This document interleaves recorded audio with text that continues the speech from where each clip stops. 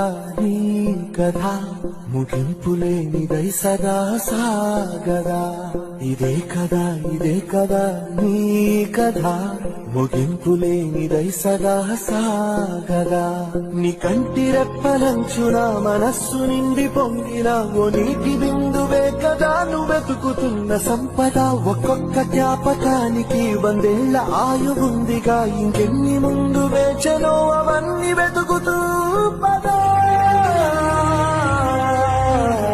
మనుష్యులందు నీ కథ మహర్షిలాగా సాగదా మనుష్యులందు మనకి ప్రాణం పోసిన భగవంతుడు ప్రాణాపాయ స్థితిలో ఉన్న మరొకరికి ప్రాణమిచ్చే అవకాశాన్ని మనకిచ్చాడు. అదే రక్తదానం.